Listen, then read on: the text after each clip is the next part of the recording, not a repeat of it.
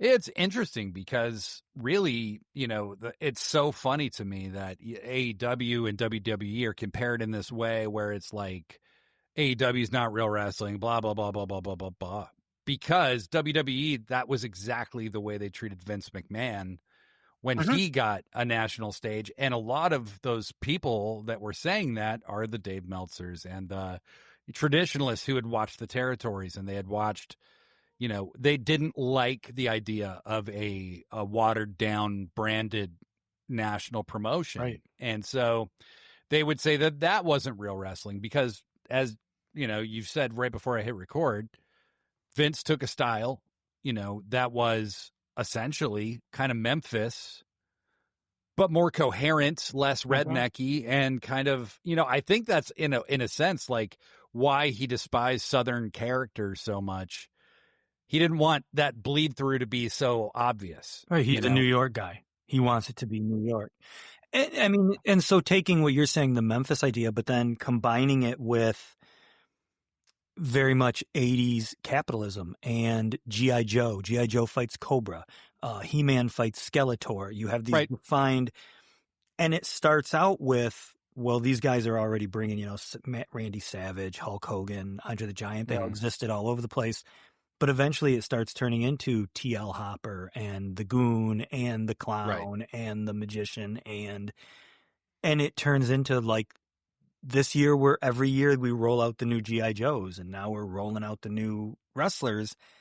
But it's like, but they're human beings. And when you lose that human element, I mean, that's where the 90s just started to fucking tank, because it's like, and I mean, even it's been a thing with the way WWE promotes all the time is just this whole, damn well, it doesn't matter how much fucking steam they put behind the truck driver or the garbage man. They're never really going to be the man. This is the man. Right. And anybody else that comes up that people get behind, well, he can be the second best man, or he can be the, the world champ for a week or whatever. But it's just it's such a product that it doesn't feel like anything. It doesn't feel real. Yeah. I mean, you couldn't see the Goon being the WWF champion. You know what I mean? Even when that switched and we got Mick Foley, we only got it for a little while. Bryan Danielson, you only got a brief little run. Right. Any of these guys that the world gets, at one point Randy Savage got a whole year, but, the timeline shortens and shortens and shortens. Well, and I think part of it too is like a few things. So basically Jim Hellwig must have been a nightmare to work with for Vince, because he gave up on him faster than he's given up on any of his other handpicked guys. And he had all the fucking push. Like, he beat Hogan. He pinned him clean on a pay-per-view at WrestleMania. I mean, Hogan hadn't lost by pinfall. That wasn't like obviously a screw job, like the Andre thing was with the twins, the Hebners. That was the thing. Like when the cartoon came out and WrestleMania 3, WrestleMania 3's in Michigan, and like we were super into it. But by the time 6 happened, I was out of it already. And that's what got me back. I mean, I know it's only 3 years in the life of a child is a fucking lifetime. You know what I mean? Like, as adults, it's nothing. It's like a decade. Easy. But hearing, there's what's that website? It's like The Onion, but it's for wrestling. Oh, what's it called? Kayfabe News? Maybe that's it. And they did that a was headline. Simon Miller's project for a minute. Yeah. I don't know. Never read the article. I just remember a headline from a few years ago where it was like, boy turns 13, immediately burns all of his John Cena clothing and replaces it with CM Punk. And this is, a decade or two ago, whatever. Yeah. And it's like, it kind of got me thinking about that, like the Randy Savage thing, where it's like you hit a certain age and Hulk Hogan's not cool anymore. And whatever the next, if it was Savage, Warrior, eventually it was Bret Hart. And yeah, that was the thing that got me like in 7th grade, where it's like, Hogan lost? Fuck yeah, I want to know about this. And then, a few months later, Sergeant Slaughter is the champ. Well, right. And I think that, it was they say that, the houses were down when the Warrior was champion. Right. And he was no Hulk Hogan. And my whole thing is like, how could he have been, though? Well, yeah, Like, the he houses was had to be down no never, matter what. yeah, and he was never mass marketed before his world title win the way that Hogan was. Right. I mean, that was the difference between him and Randy Savage, who had a lot more exposure to the mainstream public than the Warrior did. Mm-hmm. And then, I'm not defending the Warrior by any stretch. I can see why Vince went with him, because he's a he looked superhero. the way Vince would want somebody to look. Mm-hmm. And he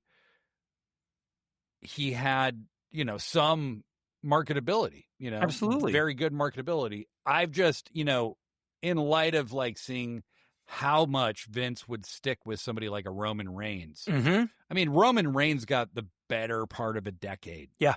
Before he really clicked. Mm-hmm. And he was always on top. Yeah. Always. Yeah. Always on top. Even like, look at, I mean, I don't know what, I don't know numbers at all, but like, I know that half the crowd fucking hated John Cena. And I mean, I know that he sold a shit ton of merch and everything. So obviously he wasn't unpopular, but it's like, yeah, you're the willingness he has to stick with these guys. And it's like, boy, you only gave the Warrior just a hot fucking minute, man. And he was gone. Well, and there's an ugly truth in the midst of what we're talking about here, which is WWF was not a publicly traded company, and right. WWE is. And sure. They could justify keeping John Cena on top because right. Numbers. He attracted sponsors, right. which juices the IPO, which juices their stock price, which juices everything. And so as long as they could show this, synergy, the corporate synergy, John Cena was the guy. He really, I mean, even looking at this whole last match thing that just went down, John Cena is your team player guy who's always going to put the brand above himself, right? And he wasn't like Hogan because you could beat him sometimes. Right. He could lose. And I'm glad that for the most part they've stayed away from that. What I'm enjoying so much about AEW stayed away from what? Well, staying away from the Superman booking, which is, you don't think Roman's got Superman booking though? Roman did as a heel, but it was as a heel. It was like when Ric Flair would be on top for 3 years. Sure. Like he was the world champ for 3 or 4 years in the NWA, and Crockett, at a stretch sometimes. And he would stay on top through interference or, putting his feet on the ropes or whatever. And with the bloodline thing, I think with Roman, that was kind of what that was. Yeah, he was the man before the bloodline. They were really lost when Roman was a baby face, just kind of always winning. But, then they would have him lose in the most illogical ways, doing the most illogical things, like taking, having that main event with Lesnar again at WrestleMania. The crowd's literally shitting all over it. And it's like a 7-8 minute match. Roman's bleeding like all over the place. The match is not good. I have no knowledge of this. What WrestleMania? I couldn't tell you the number. It's more. I mean, it's before COVID though. It was before COVID. Yeah. After 31. Yeah. I don't really remember much about a specific WrestleMania. Right. They just all kind of blurred together. In my opinion, way before AEW, like WrestleMania just stopped feeling like WrestleMania to me. I almost didn't. 30. Wait, no, 30. 30 was Danielson winning the world title. And 33 is when they came back to Detroit. Okay. And sure. So that's my point of reference. I didn't even want to go. And my buddy, dude, they had fucking $10 seats. And they were shit seats. And my buddy's like, dude, there's $10 seats for WrestleMania. I'm like, yeah, I don't really care. Like, I wasn't watching. You know what I mean? And again, I've always been on the periphery of what's going on. But yeah, by that point, it was like, I don't even really want to go. And thankfully I did because it was WrestleMania.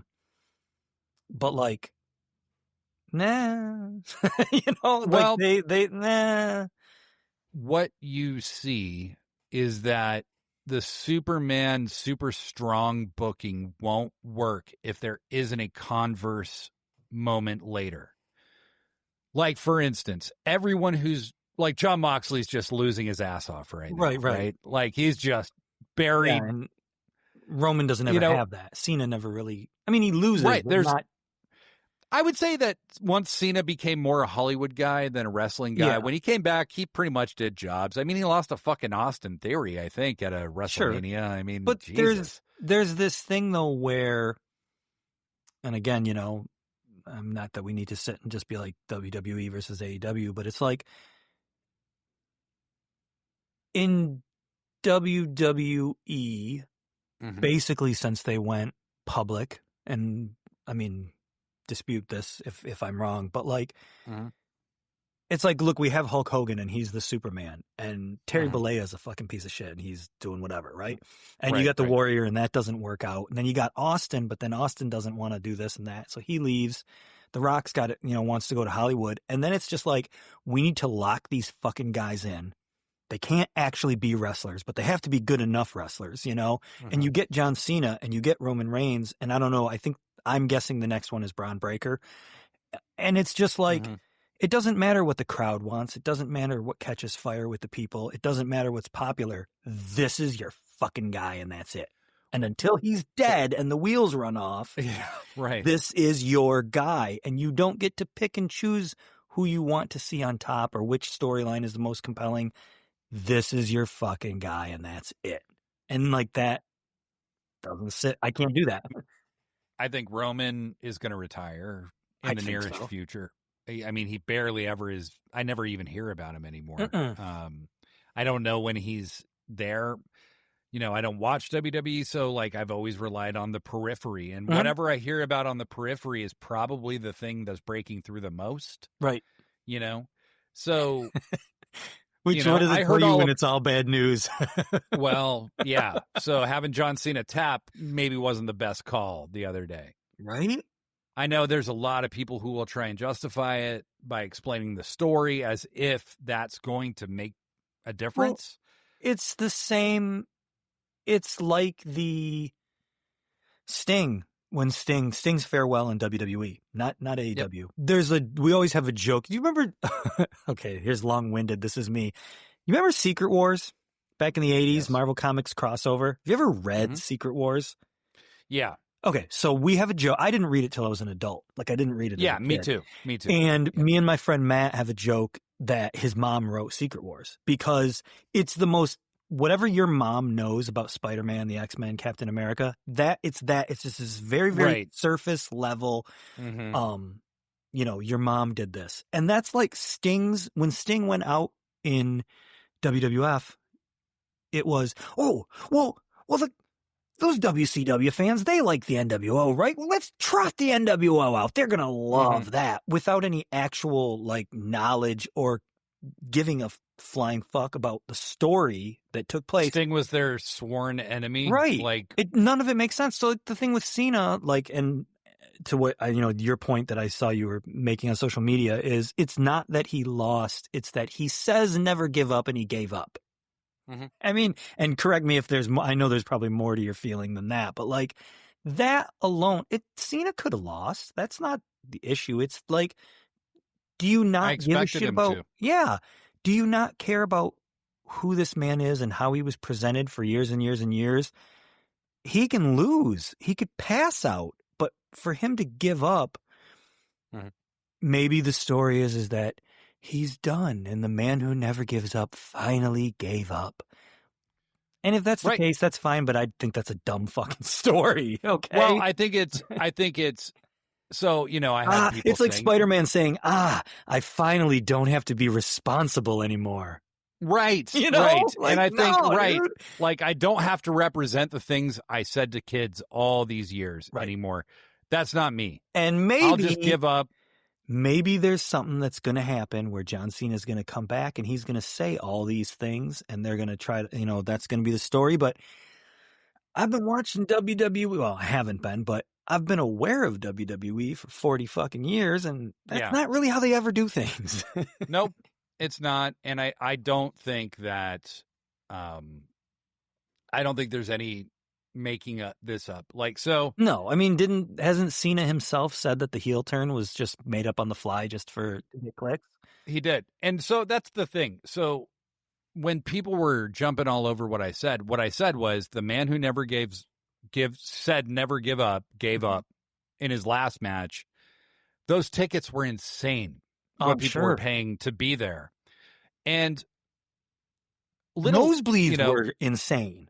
Right. And little fact check to anybody out there. I don't like the people who run WWE. I don't have a axe to grind with the performers for the most part. There's things I don't like about John Cena.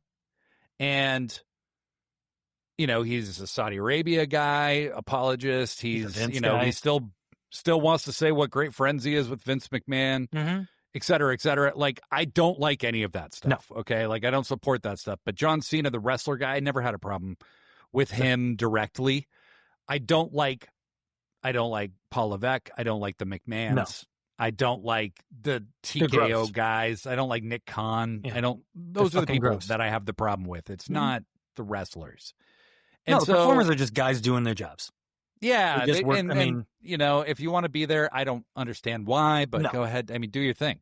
You know, I don't understand why people want to work at Amazon either, but they clearly attract a lot of people. So yeah, to me, it's just well, and I will give the flip side of that coin. Just to be fair, there's a lot of things I don't like about the place that I work. Right, but I mean, I need a fucking job, so right, you know, right, whatever. Anyway. But there's a lore to John Cena, you know, and that is never give up. That is literally how much merch did they print with that all over it. And I just am like, did you see when he taps and then they immediately start shooting the crowd? They shoot all these kids wearing John Cena merch who are devastated. Right? They're devastated. And the irony is that those kids wearing John Cena merch maybe haven't even really seen him wrestle because they're too young because his heyday, because even though this was his retirement match, the dude really hasn't wrestled that much for the past, I don't know, decade. I mean, so he already kind of was retired and then he came back to retire again. But I digress. He started really scaling back, I would say, in 2015, 2000, you know, I would say pretty much after the Brock squash at SummerSlam. He had been scaling back. He had gradually started stepping back from the main event.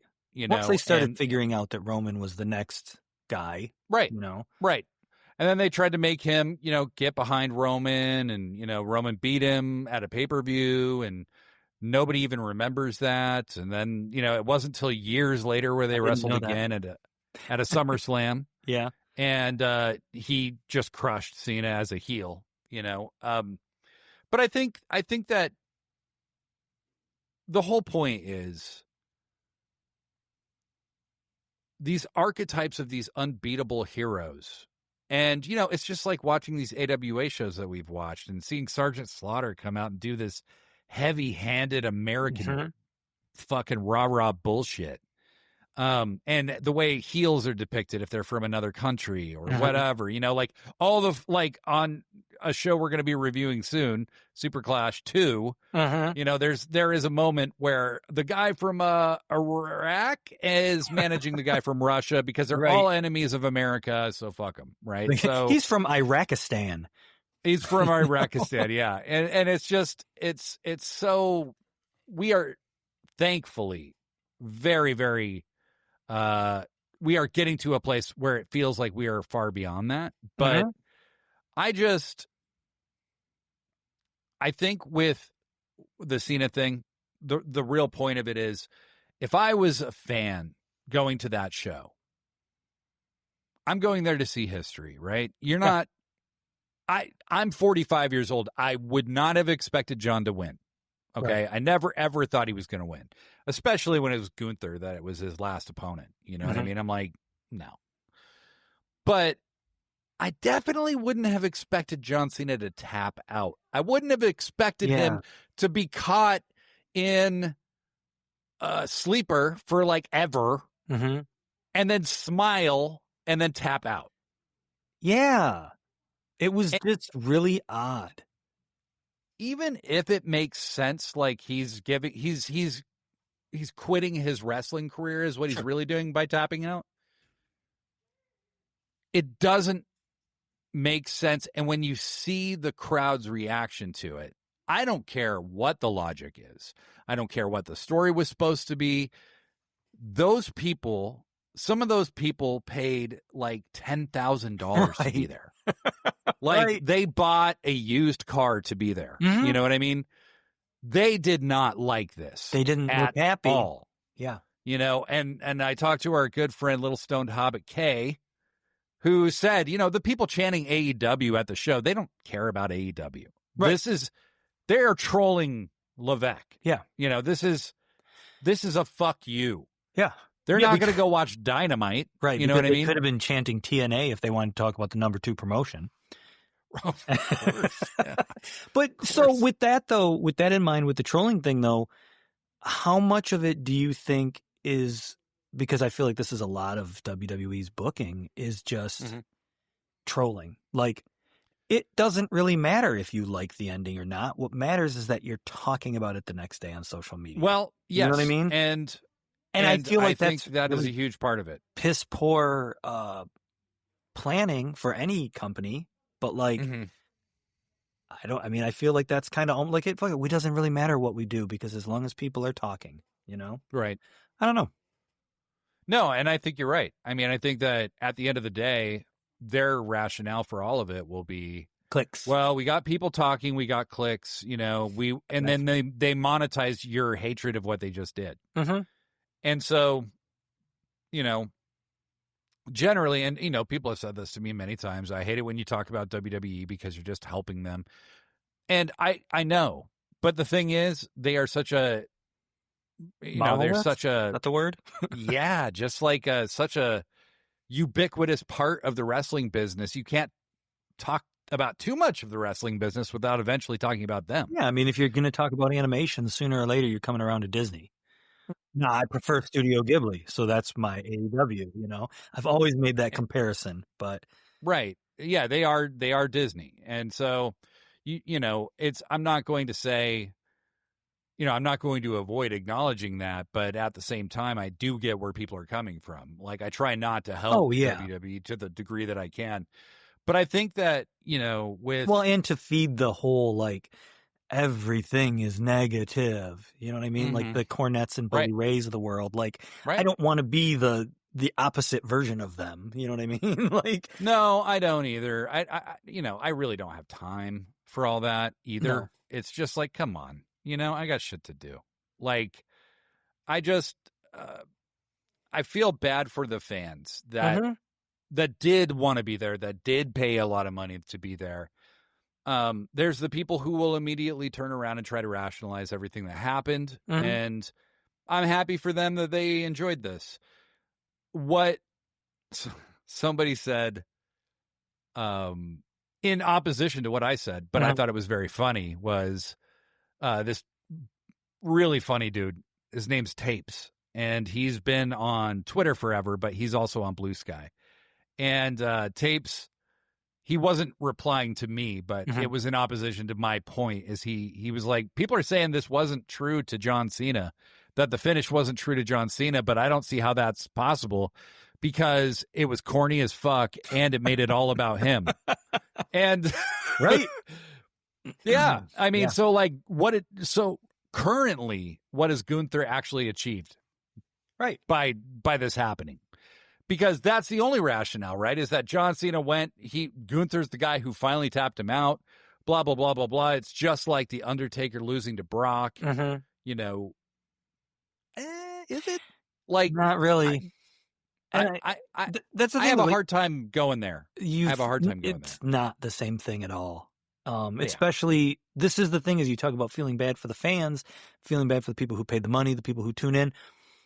Listen, I'm not even I'm not a hater, but I'm not really a John Cena fan. I fucking feel bad for John Cena because his entire, I mean, whatever. It doesn't matter. Like we said, he'd already been retired for 10 years, but it's like, hey man, we want to, you know, polish up the old show pony, trot him out for one last run. And the only thing we're going to do is completely shit all over this character. We're going to turn him heel for no reason, with no plan. No reason. And that could have been a fucking great story. There's a lot of ways they could have made that a great story. Mm-hmm. You know, that peters out. So then they do this final match and it's ho-hum. And again, I mean, maybe you've got your rationales and you're comfortable with it, then that's cool. But it's like, shit, man, that's it. Like, Yeah. I guess you are a company man and that's your job. And maybe, you know, we as fans put this poetry into it and maybe we put a little more weight on things. You know, Chris Jericho and many other people have famously said the belt is just a prop. Belt doesn't mean anything. So maybe we as fans put too much weight on these things and the wrestlers don't care, but it's like, but if you're not putting that weight on it, then what are you even watching for? If you're not a mark, what's the point? So I can't, there's a part of me that can just be kind of cynical and just be like, oh, whatever. It's just his job. He doesn't give a shit. But it's like, well, then why be a fucking fan then? Like anyway, what were you going to say here? This is where me and Chris Jericho and Vince Russo and Bruce Pritchard and Vince McMahon and all of these deeply cynical people absolutely part ways. Yeah. Because if I'm supposed to see the world title as a prop, why would I give a shit? Why do you even have it on the show? Yeah. Because you're telling me it's a prop. You're telling me outside of kayfabe, like if I listen to your podcast, Bruce Pritchard, or if I listen to you're telling me whoever, it doesn't matter at all. You're telling me it doesn't matter.